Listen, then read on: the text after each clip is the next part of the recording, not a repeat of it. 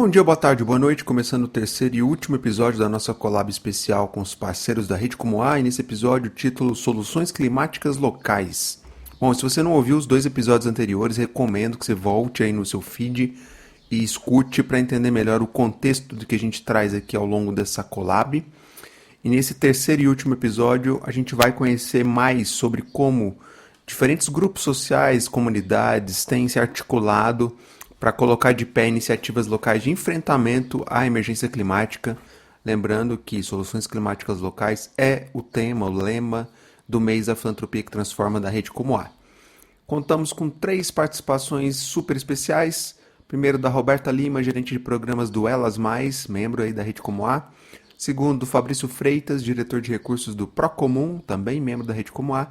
Terceiro, da Emily Mel, psicóloga clínica e mestre em psicologia, que já esteve aqui conosco no episódio 2, e nesse terceiro episódio ela fecha um pouco mais a sua reflexão. Bom, e antes da gente ir direto para o conteúdo aqui do episódio, deixo meu sincero agradecimento aos parceiros da Rede Como A por essa collab especial.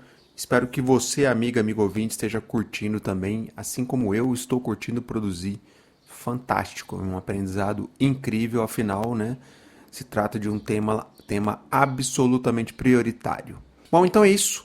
Sem mais delongas, partiu para o episódio.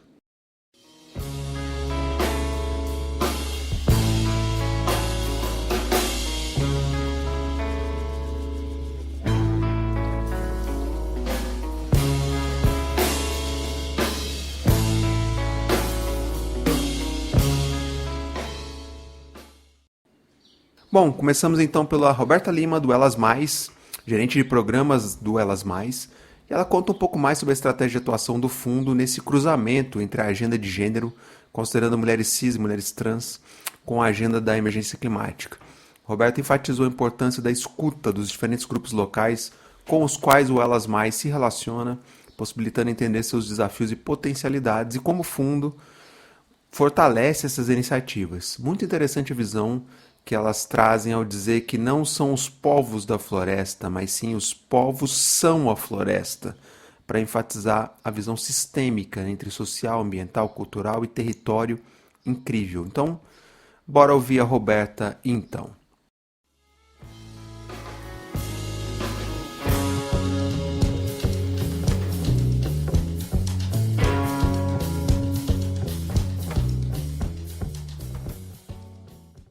Queria dar olá para todo mundo que está ouvindo a gente. Eu sou Roberta Lima, sou gerente de programas aqui no Elas Mais.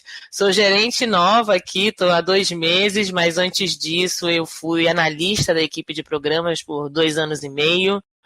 Na minha trajetória trabalhei com direitos humanos, com a área da saúde, trabalhei também com temas ligados à ciência, né, à divulgação científica, até chegar aqui no Elas e trabalhar com essa pauta das mulheres cis e trans e outras transidentidades. Para a gente começar, antes de eu entrar na nossa pauta, né, que é soluções climáticas locais, explica um pouco por que Elas Mais, o que agregou mais no conceito do fundo? No trabalho do fundo, a gente já tem um direcionamento para abarcar mulheres em toda a sua diversidade. E aí o que a gente chegou à conclusão é que a gente precisava que esse compromisso tivesse também no nosso nome. Então hoje, mais do que dizer que nós somos um fundo de mulheres, nós agora temos esse discurso de que são mulheres cis e trans e outras transidentidades, porque a gente quer deixar bem demarcado que a gente entende que esse marcador de gênero abarca muito mais, né? Incrível, daí o sinal demais para dar essa pluralidade que você está trazendo. Muito bacana. Exatamente. Bom, e entrando na nossa pauta aqui da collab, né, desse episódio específico, são soluções climáticas locais, eu queria que você trouxesse um pouco mais como é que o Elas Mais tem lidado com a emergência climática na sua estratégia de atuação.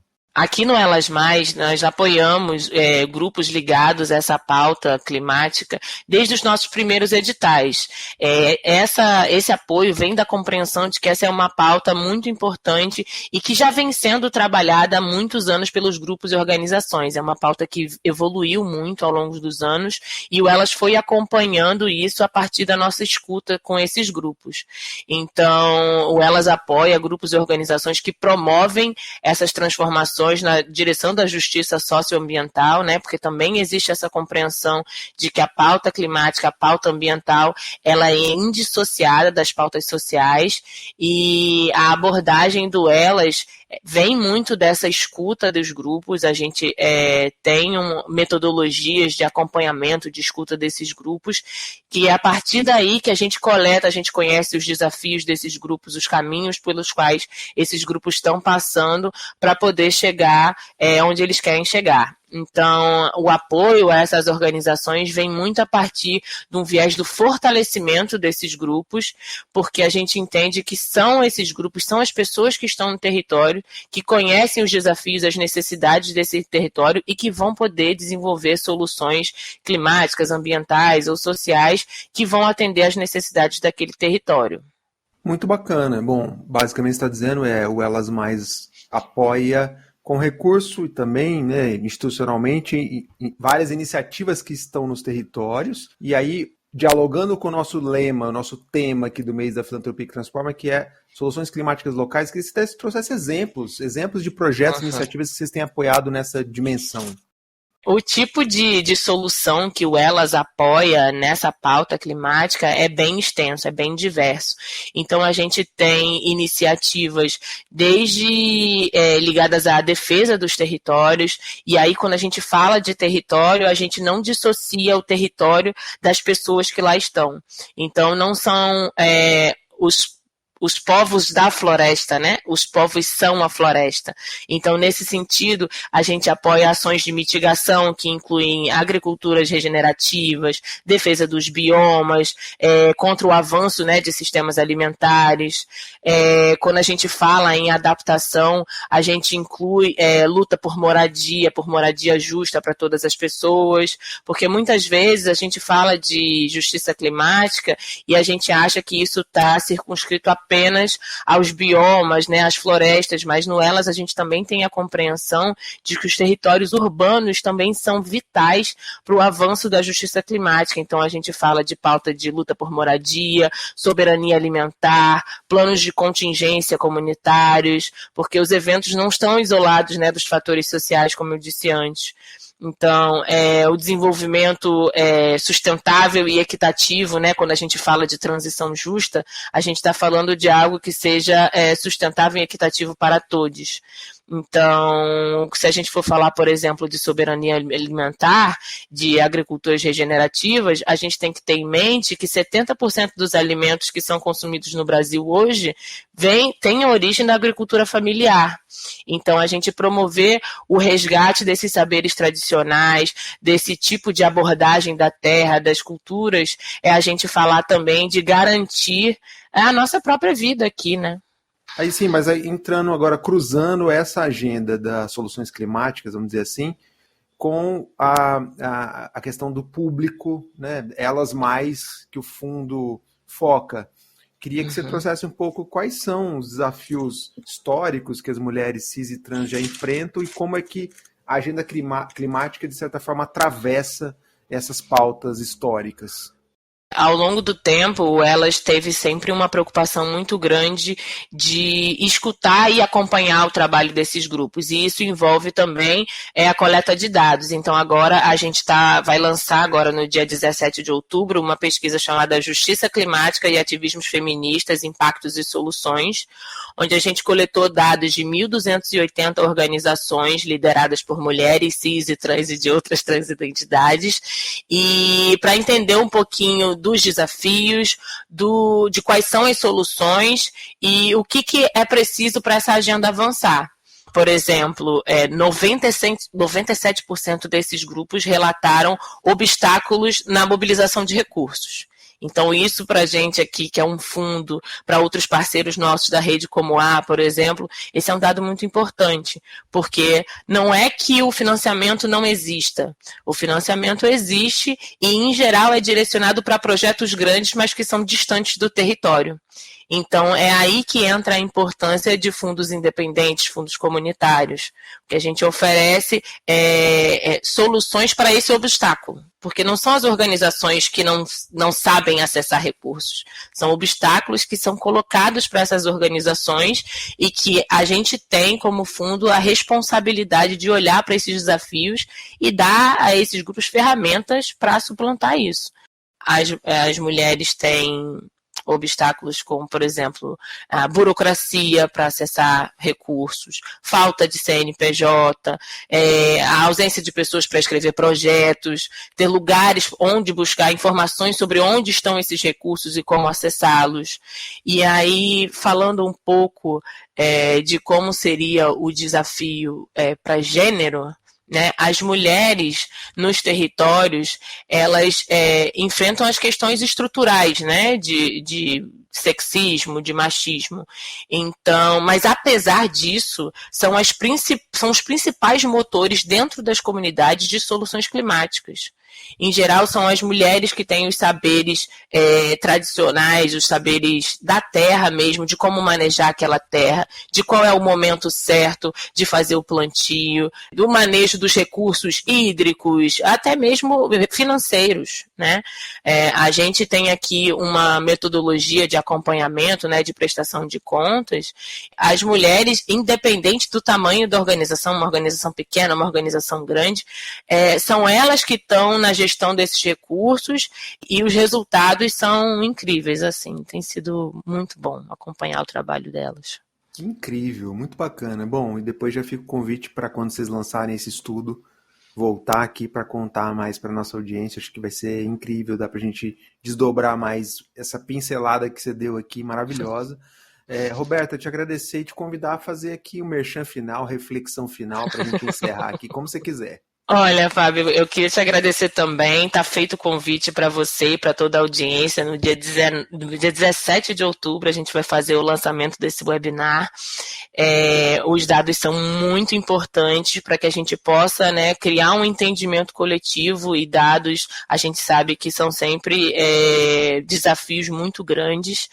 Mas eu acho que como reflexão final, e aí você fez aquele gancho, né, com a questão de gênero, trazer essa reflexão de que são as mulheres, que são as comunidades que lideram a implementação dessas soluções que são inovadoras, ao mesmo tempo que resgatam saberes tradicionais, são inovadoras, inclui essa agricultura regenerativa, o manejo sustentável, o combate ao racismo ambiental e religioso, na promoção da justiça climática dentro dos territórios. Então, a partir do momento que a gente fortalece essas comunidades, esses grupos conseguem responder de uma maneira muito mais rápida e eficaz às crises, né? Porque os contextos continuam mudando e essas comunidades precisam ter ferramentas, e o recurso financeiro é uma ferramenta para poder responder essas mudanças de contexto, porque muitas vezes são os próprios conhecimentos tradicionais e essas formas comunitárias de se organizar, como, por exemplo, os mutirões, as parcerias regionais, que vão dar a essa comunidade a capacidade de responder a esses eventos climáticos extremos, por exemplo, né?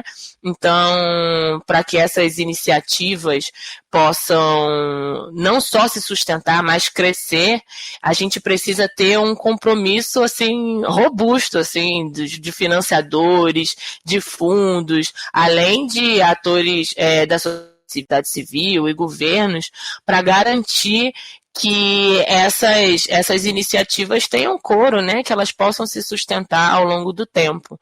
Então, eu acho que a reflexão final é mesmo trazendo, assim, puxando um pouco da sardinha para o lado dos fundos, porque os fundos independentes e comunitários, eles já se mostram como uma das principais fontes de recursos dessas organizações. Então, a gente precisa estar atuando em rede, estar sempre em contato, e aí é importante, né, uma iniciativa como essa aqui do podcast, para poder dar voz para esse tipo de iniciativa, para que a gente possa continuar fortalecendo essas comunidades, a liderança dessas mulheres e estar promovendo a justiça climática de fato.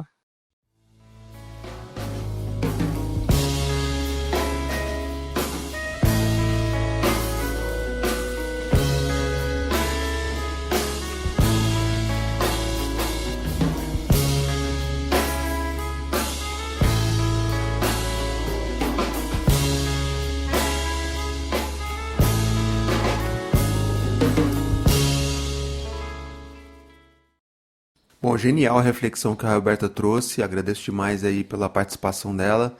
E enfatizando, né, de que as mulheres são os principais motores de soluções climáticas locais nos territórios e que também são os grupos mais afetados pelos problemas decorrentes da emergência climática, né? Então, interessante demais e fica muito nítido a importância e o trabalho do Elas Mais ao potencializar e fortalecer esses grupos, essas iniciativas locais empreendidas por mulheres. Muito, muito bacana mesmo. Bom, em seguida a gente vai escutar então o Fabrício Freitas do Procomum, refletindo sobre como eles, Procomum, têm atuado frente à agenda da emergência climática e também como a arte pode ajudar nessa luta. Aliás, gravamos essa conversa, ele em Santos, eu em Brasília, já sentindo o início dessa oitava onda de calor no país só em 2024. Isso mesmo, amigo ouvinte, oitava onda de calor só neste ano. Depois tem quem ainda negue, né, a mudança climática. Então, bora lá, o Fabrício trouxe pontos bem interessantes, reflexões muito interessantes e como o trabalho que eles têm feito no Procomum, a partir da Baixada Santista, tem repercutido e construído alianças em outras cidades do Brasil e também em outros países da América Latina. Muito legal essa troca. Então, bora lá, na linha do que o Fabrício traz aí, do chamar as pessoas juntos para pensar em soluções e maneiras de enfrentar a agenda climática. Bora lá então escutar a participação do Fabrício.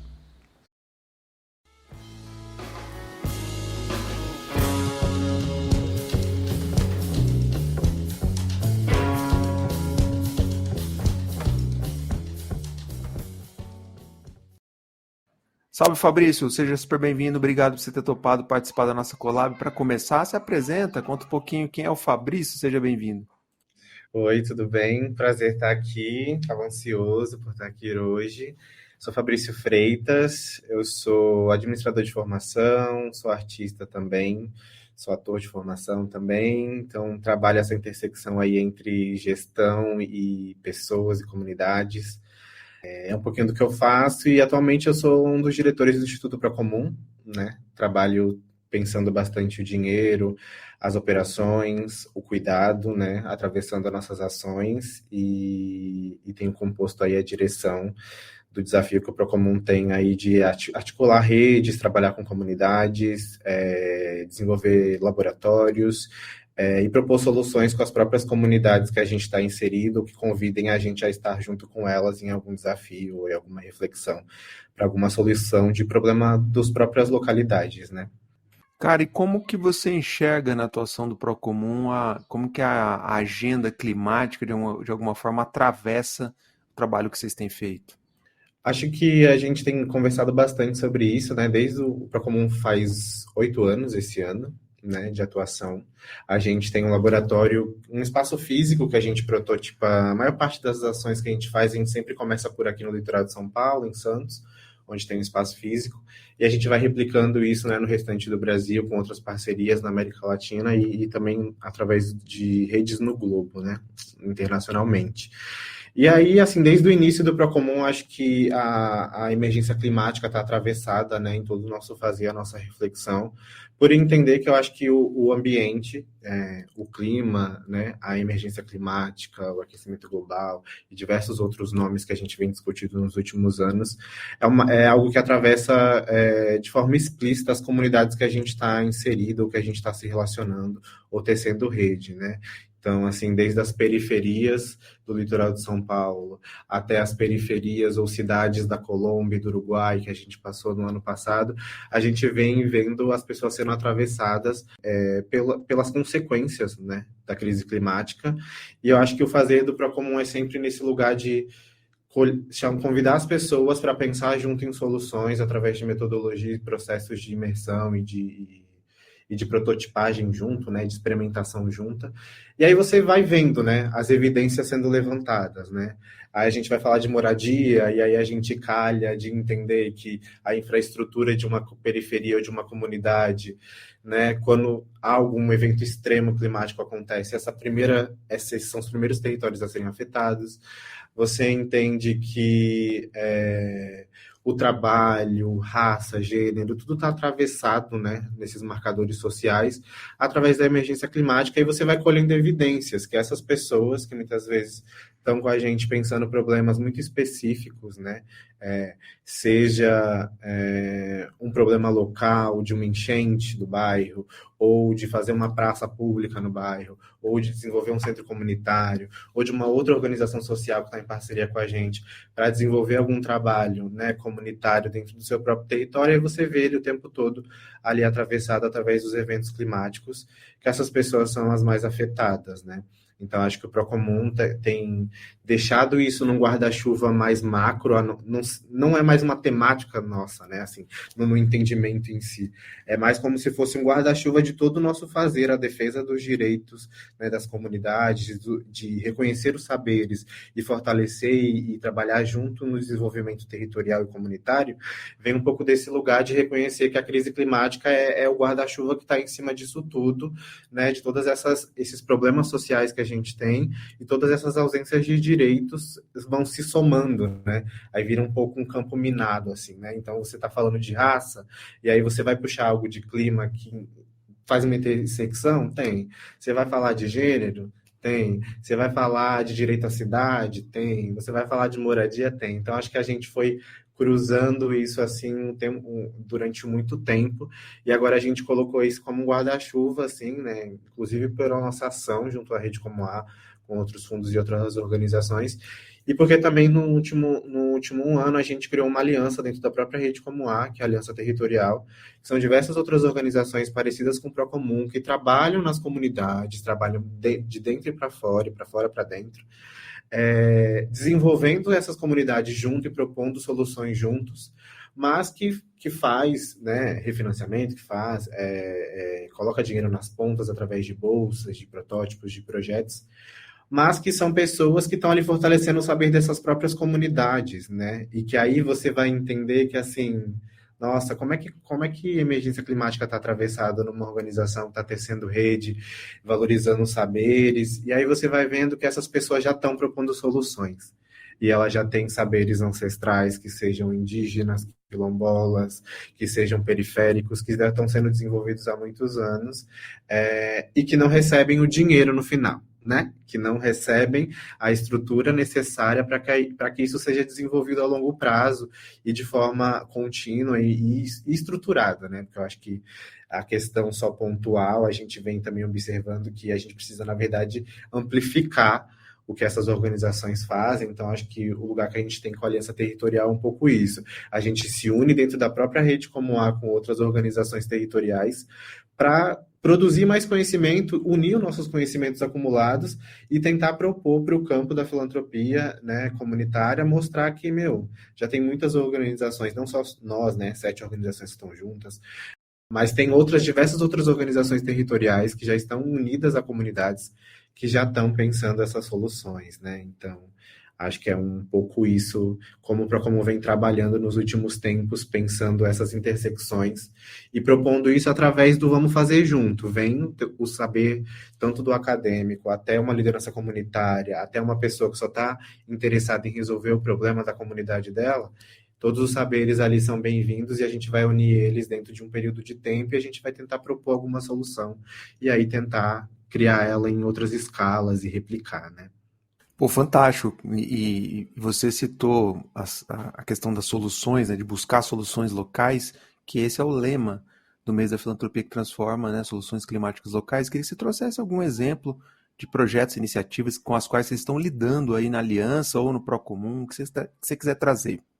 Sim, acho que a gente tem algumas ações que a gente tem feito de forma mais territorial na Baixada Santista, inclusive até com o EMAI, que a gente tem discutido isso através do Sul Global, né, com outras organizações que vêm pensando isso, sejam ativistas, lideranças comunitárias, outras organizações, artistas, comunicadores. A gente vem pensando aqui muito como que esses laboratórios que o Procomum incentiva e prototipa e propõe com a sua metodologia, como que a gente leva para outros lugares, né? Então, ano passado a gente replicou um laboratório chamado Lab Tempestade, a gente fez um em Recife, Olinda, e fez outro na Baixada Santista. E aí tem uma coisa que a gente tem cruzado, assim, né, nesse saber, nas soluções locais, que a gente tem no sul global diversos territórios geograficamente distantes, né, ou assim, diferentes, né, através do bioma, mas que passam por coisas parecidas. Então, Recife e Olinda, em 2020, uns anos atrás, a gente teve a questão das chuvas, e a gente teve aqui ao lado do Procomum diversos morros, tanto em Santos quanto no Guarujá, que deslizaram e levaram comunidades inteiras. Pessoas, inclusive, que ativavam projetos dentro do nosso laboratório, né? E aí você enxerga que Recife e Olinda passou pela mesma coisa. E aí, o que o Recife e Olinda está pensando agora para essa solução? E o que Santos está pensando? Então, a gente fez esses dois laboratórios, depois cruzou esses saberes e o que a galera estava pensando, e aí você entende que tem fatores muito parecidos, né, dos ocorridos, né, das coisas que acontecem, que colocam essas comunidades em vulnerabilidade, e tem saberes e protótipos e ações que são parecidas, podem ser replicadas. Então, de um desses laboratórios saiu uma ideia chamada Calha Flora, que é basicamente fazer um jardim na calha e você plantar ali tudo que você quiser, seja tanto desde de coisas totalmente, né, flores, plantas, como também comida ou qualquer outro tipo de coisa que você possa plantar. E aí é engraçado que a gente está fazendo essa conexão em Recife e Baixada Santista, né, litoral de São Paulo. Aí quando a gente vai conversar com amigos do México, eles... gostei disso aí, quero replicar aqui, que a gente está discutindo aqui com a nossa comunidade. E aí, ano passado, a gente, depois disso tudo, foi parar no México, que a galera replicou lá. Então, eu acho que tem essa questão e esse detalhe fino, e uma coisa que o Procomum tem articulado bastante como uma organização, é de unir essas pessoas, esses diferentes atores e atuantes nas soluções, né, nas soluções locais, na filantropia comunitária, na interação com os territórios em si, né, não sendo uma organização distante que vai lá minimamente para doar ou oferecer algo ou propor algo, mas criar junto. Então, assim, eu acho que tanto o Procomum quanto as comunidades estão juntas dentro de um laboratório propondo soluções, seja de longo prazo quanto de pequeno prazo, quanto esse que eu estou dando exemplo. E aí você vê que, assim, tem soluções locais que podem ser replicadas em diversas condições, podem ser melhoradas ou podem ser adaptadas para outros territórios. E aí eu acho que é a riqueza de ser uma organização, assim, territorial, né, que age de forma global e internacional, mas que, assim, pega o saber que ela está prototipando na prática e a metodologia e vai para outro território prototipar isso de outra forma. E aí você vê que às vezes nem precisa, na verdade, você ir, que a própria ideia e a solução, né, que a pessoa prototipou aqui, ou ela, né, experimentou aqui com algumas diversas pessoas envolvidas, de saberes diferentes também, que eu acho que isso é importante destacar, vai parar em outro lugar, cara. E aí essa solução deixou de ser local, ela virou global, né? É uma coisa que o Procomum tem desafiado, assim, a pensar. A gente pode pensar global, mas a gente pode agir local, né? E aí, depois da prática local, você joga de volta para o global, e aí a gente vai compartilhar e fortalecer um pouco esse saber, né?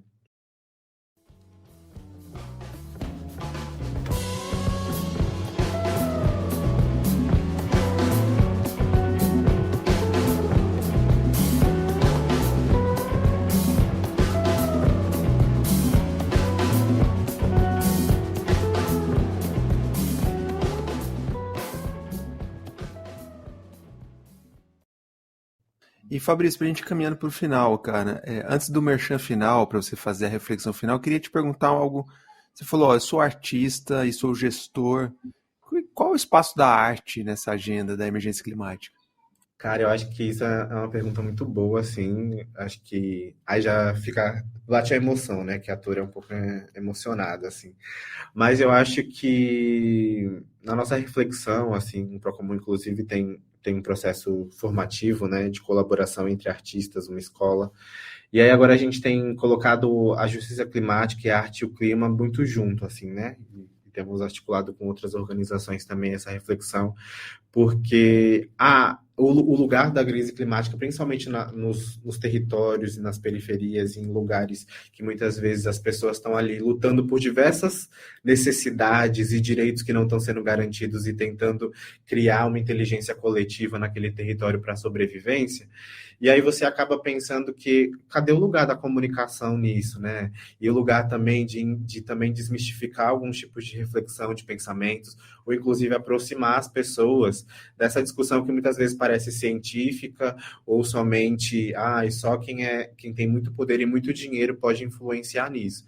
Só que eu acho que a gente tem, né, todos esses processos que a gente tem feito, tem vindo artistas. A gente tem convocado coletivos artísticos que a gente conhece ou que outras pessoas vão linkando e articulando com a gente para discutir isso, porque isso tem que chegar em outras esferas, né, de discussão e de comunicação. Então, para além dos jornalistas ou dos designers, eu preciso da galera do teatro, da música, eu preciso dos coletivos de maracatu pensando isso, entendeu? Eu preciso de outros articuladores culturais pensando isso para que a gente vá fazendo esse processo de comunicação, que eu acho que é uma das principais coisas que a gente também tem incentivado e tem trocado e construído, assim, produzido conhecimento, que é, cara, se a gente não comunicar de formas diferentes, no local e no global e no regional, se a gente não comunicar às pessoas que têm camadas da crise climática, né? Tem coisas que a gente pode sim fazer, tem coisas que as próprias localidades podem sim tomar partido e executar, podem sim cobrar os seus governos locais, podem sim desafiar os seus deputados e outras pessoas que estão dentro de outras esferas de poder para poder fazer com que a incidência seja real, né? E que a gente mude coisas estruturais dentro dos territórios.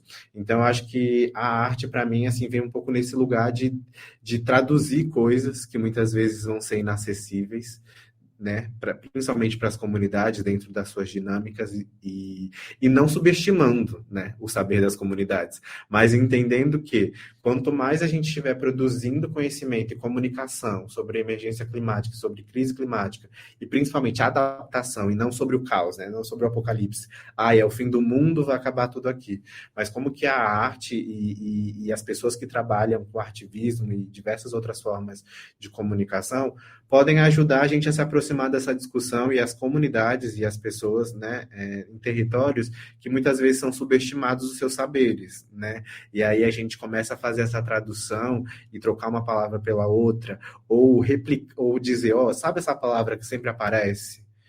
Aqui na nossa realidade ela tem outro nome, e assim, a própria comunidade consegue fazer essa decodificação. Então eu acho que a arte está um pouco nesse lugar, nesse mecanismo, assim como diversas outras formas de comunicação que a gente tem, de conseguir traduzir e aproximar as pessoas desse lugar para que elas consigam se sentir protagonistas, né? Que eu acho que é o principal trabalho do Procomum.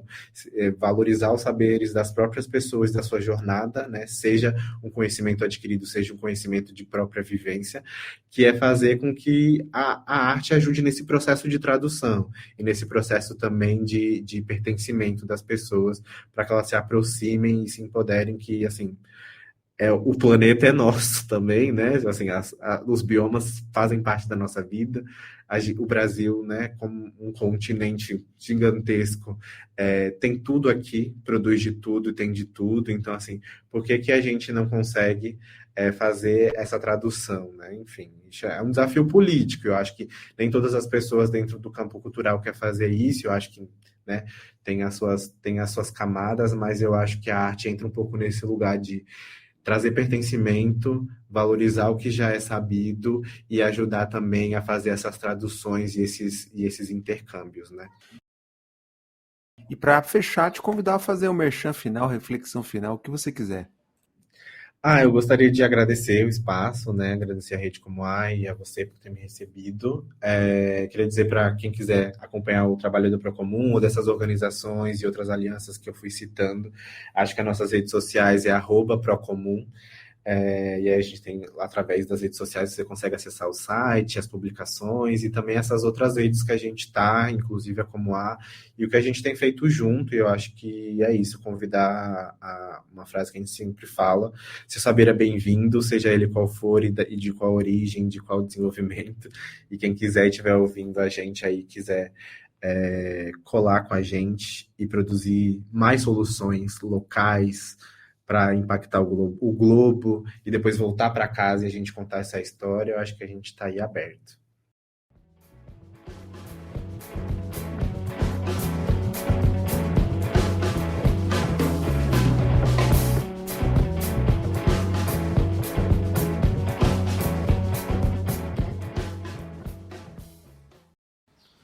Bom, e fechamos aqui esse episódio com a Emily Mel falando sobre como a agenda da emergência climática atravessa pessoas trans, mas agora trazendo mais a perspectiva de soluções, de como que esses grupos estão se mobilizando para, no bom sentido, tirar proveito dessa agenda, se colocar, incidir nessa agenda. Lembrando que a Emily Mel já passou por aqui no episódio 2, escuta lá depois, vale muito a pena. Lá ela fazia um pouco do contexto dessa agenda climática e como ela atravessa a pauta das pessoas trans, a vida de pessoas trans, e aqui ela coloca mais ênfase nas soluções climáticas locais que diferentes grupos que vivem historicamente em vulnerabilidade têm empreendido, retomando também o conceito de transfobia ambiental e inserindo ele no contexto das soluções locais. Lembrando, ela destrinchou esse conceito de transfobia ambiental no episódio 2. Se você não escutou, volta lá depois. Afinal, como projetos de enfrentamento à emergência climática têm incluído diferentes grupos sociais, LGBTQIAPN+, mulheres, pessoas em situação de rua, pessoas com deficiência, dentre outros. Na reflexão da Emily Mel, com a qual eu concordo totalmente, essas pessoas só têm compartilhado o ônus e não o bônus da agenda climática. Bom, e lembrando que ela encerra sua participação especial aqui no episódio, refletindo esses pontos à luz da sua pesquisa no programa Saberes da Rede Como A, que mostra que o movimento trans e diversas organizações da sociedade civil estão, na visão da Emily, na vanguarda da discussão sobre justiça climática, realizando ações de incidência política, capacitação de lideranças, letramento, dentre várias outras. Muito, muito legal mesmo. Deixando o link na descrição para o artigo que a Emily Mel escreveu, e acho que vale muito a pena a reflexão que ela levanta lá. Então, bora ouvir aí a reflexão muito bacana da Emily Mel e eu agradeço novamente pela sua contribuição aqui para o nosso collab.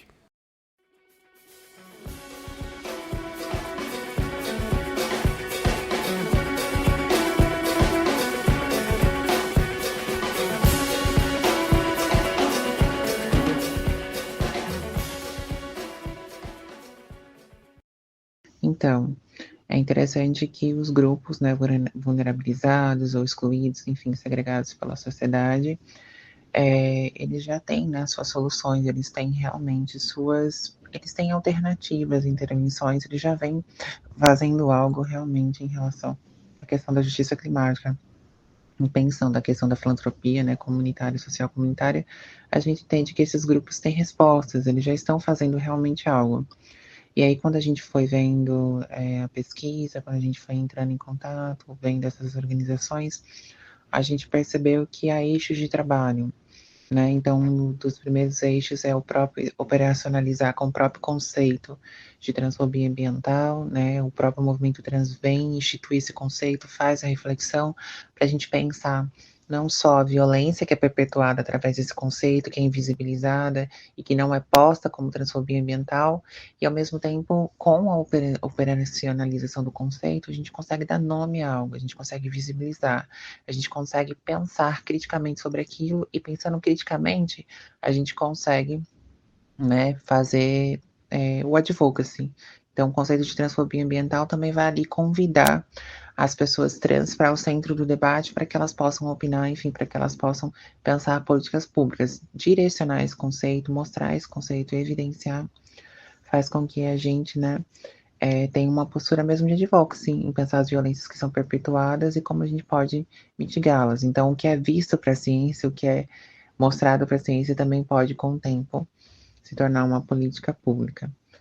O outro foco que a gente percebe é as novas formas de ocupação do território, né, o outro eixo, que é a questão de construção de hortas comunitárias com formações em agroecologia, preservação ambiental e justiça climática. Então, as organizações da sociedade civil que participaram da pesquisa trazem nessa questão da horta. E uma horta comunitária, ela tem vários pontos positivos. Então, pode ser um lugar de aprender um ofício, pode ser um lugar de construção de saberes, de integração com a comunidade local, né, de você produzir alimentos sustentáveis, de você reduzir as cadeias de impacto de carbono, de você garantir segurança alimentar e de ser um espaço de redução de danos e até de oferta de espaços terapêuticos de cura. Então, uma horta comunitária, muitas vezes a gente pensa naquela questão da insegurança alimentar, de prover o alimento ali, mas ao mesmo tempo tem várias outras questões, né? Como eu falei, vários outros positivos e o maior é a integração com a comunidade mesmo. Então, uma comunidade, isso aconteceu num dos projetos que via com mais mal olhos, né? Tanto o coletivo LGBTQIA+, né, o coletivo de pessoas trans, a partir do momento desse trabalho, passou a vê-lo, né, a ver esse coletivo de forma positiva e se integrar a esse coletivo. Outra forma que a gente vê é a incidência política, então outros projetos, inclusive esses projetos de horta comunitária, mas também um projeto feito por uma outra OSCE, ele fez uma questão da instrumentalização e qualificação do debate de pessoas trans. Então, essas pessoas trans vinham, sim, para aprender sobre justiça climática, mas vinham também aprender de forma qualificada, de forma que pudessem ter conhecimentos para incidir politicamente. Então, havia uma instrumentalização desse debate, uma formalização para que essas pessoas pudessem ser representantes desses coletivos, dessas instituições em outros lugares, e aí não só opinar, reproduzir saberes, mas também, né, fazer com que políticas, intervenções e ações fossem criadas. E aí, uma coisa muito interessante é que justiça climática é você trazer as pessoas para o centro, é você pensar a vulnerabilidade das pessoas, mas é também fazer com que as pessoas que estão alijadas, apartadas de direitos sociais básicos, elas possam acessar moradia, educação, né, saúde, renda. Então, um dos projetos também trabalhava esses temas, além da preservação ambiental, justiça climática, e a questão mesmo da agroecologia. E aí é muito legal ver, né, a formação de lideranças trans para incidir politicamente, e inclusive nesses projetos eles levavam as pessoas para discutir com gestores públicos, né, sobre a falta dessas políticas, sobre a negligência desses direitos, para que as pessoas pudessem realmente, né, tecer uma ponte de diálogo e mostrar a realidade de pessoas trans. Uma outra coisa que a gente viu também é o letramento a nível nacional, com produção de manuais, documentos que são enviados a várias entidades nacionais e internacionais, e ao mesmo tempo um manual, né, e congressos que vão trazer a comunidade trans, a comunidade LGBTQIA+, para esse tema. Porque, assim como para mim, na primeira vez que eu vi, ainda para a comunidade LGBTQIAPN+, pode ser esse tema, ele pode ser um tema ainda que não é pensado como um tema de direitos humanos e um tema que liga a comunidade LGBTQIAPN+, mas que liga todas as pessoas. Então, pode haver um estranhamento inicial, e esse estranhamento pode ser combatido a partir do momento que a gente leva, né, esse tema, que a gente traz as pessoas para o debate, que a gente faz com que as pessoas participem e que elas entendam a importância de discutir justiça climática para a comunidade LGBTQIAPN+, principalmente para os mais pobres e para as letras que são realmente, né, alvo de genocídio cotidiano. Então, foram esses eixos que a gente viu. Muito interessante ver que o movimento está aí, que o movimento, né, esse movimento desde a da década de 80, se vitaliza, se revitaliza, se transforma de muitas formas, mas que ele não está apartado e que ele quer que a instrumentalização e qualificação do debate, né, das pessoas para que possam também incidir politicamente, pensar políticas públicas e garantir que pessoas LGBTQIAPN+, né, sejam ouvidas de fato, mas ouvidas também num debate qualificado, que pensem as intersecções que permeiam a questão entre justiça climática e a vivência LGBTQIAPN+.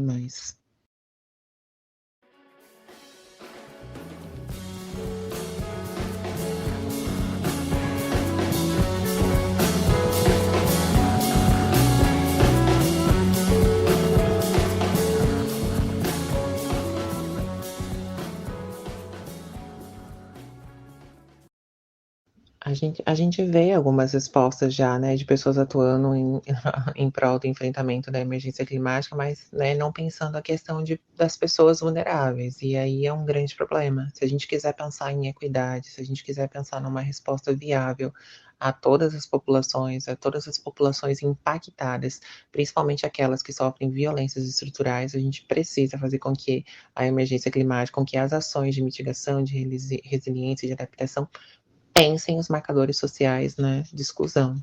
Então, uma boa resposta à emergência climática é a gente pensar nas pessoas PCD, nas pessoas trans, nas pessoas LGBT, nas pessoas pretas, quilombolas, de povos originários, nas pessoas pobres. É pensar de forma equitativa, né, nessas populações que são, nas mulheres, nessas populações que são extremamente atingidas, né, pelos efeitos das mudanças climáticas e muitas vezes não tem muita resposta de ação. Não que não tenham soluções, não tenham práticas, não que não tenham ações, mas às vezes não tem recursos, não tem acesso, por exemplo, a políticas que possam realmente, né, transformar a situação delas. Então, se a gente quiser pensar numa resposta realmente à emergência climática, a gente precisa pensar na transfobia ambiental, no racismo ambiental, mas a gente deveria pensar realmente na exclusão de todas as pessoas, no sentido assim, de todas as pessoas vulneráveis. Então, a gente precisa pensar na transfobia ambiental, precisa pensar no racismo ambiental, mas precisa também pensar nas outras populações que, diante, né, das mudanças climáticas, ficam ainda mais vulnerabilizadas e têm suas vidas mais precarizadas, enfim, podendo, né, ser até ceifadas. Então, para mim, eu acho que a agenda é realmente pensar em como trazer essas vozes, em como trazer esses outros saberes, em como trazer as pessoas para o centro, né, da discussão, para que elas compartilhem o ônus e o bônus, porque até agora, né, as pessoas vulneráveis, as pessoas que menos contribuem, elas estão compartilhando só o ônus. Então, que elas possam compartilhar também o bônus e que elas possam intervir nesses processos de decisão para que elas tenham políticas pensadas para elas. Então, a gente realmente pensar a agenda climática é trazer todo mundo para o centro para que a gente possa discutir de forma equitativa, sem silenciar, sem só pensar no mercado de carbono ou no estoque de carbono, que é extremamente importante, mas pensar também nas pessoas que são extremamente impactadas. Então, essas pessoas devem vir por centro, serem ouvidas, e a gente precisa deixar que esses grupos marginalizados, apartados, alijados desse debate, decidam sobre quais melhores políticas, porque soluções eles já têm, prática eles já têm, o que falta realmente é recurso para executar. Eu acho que a pesquisa ela foi destrinchada nas outras perguntas, mas assim, a pesquisa foi um mapeamento, a gente queria verificar, a gente pensou essa questão da justiça climática, que na verdade foi lá no Fundo Positivo que eu comecei a pensar essa questão, eles têm um edital, uma carta convite, um edital de carta convite, onde eles convidam diretamente organizações da sociedade civil a participar em ações de justiça climática, e a maioria delas eram de pessoas trans, é uma carta direcionada à intersecção da intersecção, que é algo muito legal. E aí, nessa inspiração, eu resolvi mandar esse projeto para a Rede Como A, tá eu e mais outras 2 pessoas trans trabalhando nele, né, tem o designer, que é trans, e tem a Lua também. Então, a gente, né, acabou por mandar esse projeto.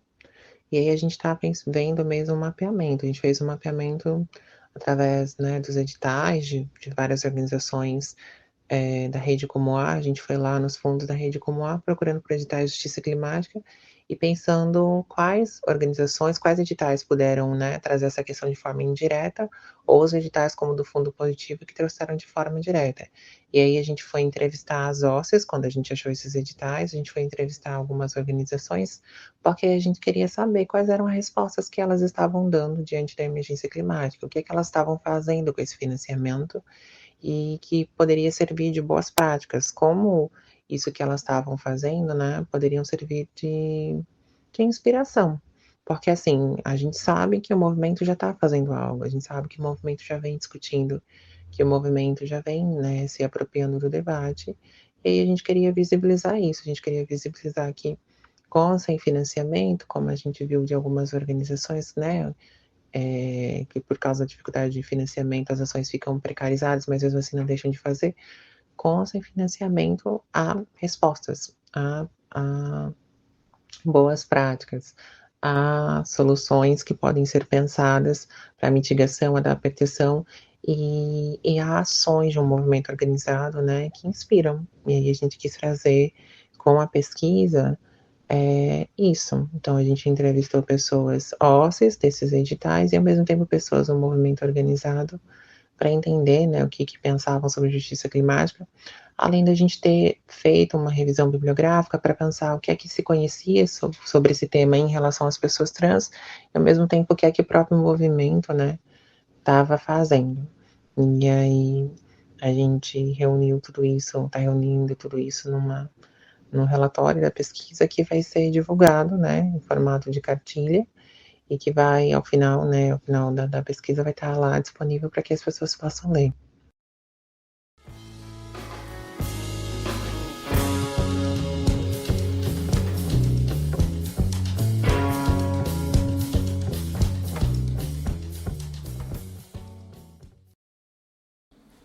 Bom, então é isso. Chegamos ao fim dessa collab especial com os parceiros da Rede Como A. Agradeço novamente a Rede Como A pelo convite para a gente rodar essa collab. Agradeço a todo mundo com quem eu conversei e que passaram por aqui ao longo desses 3 episódios.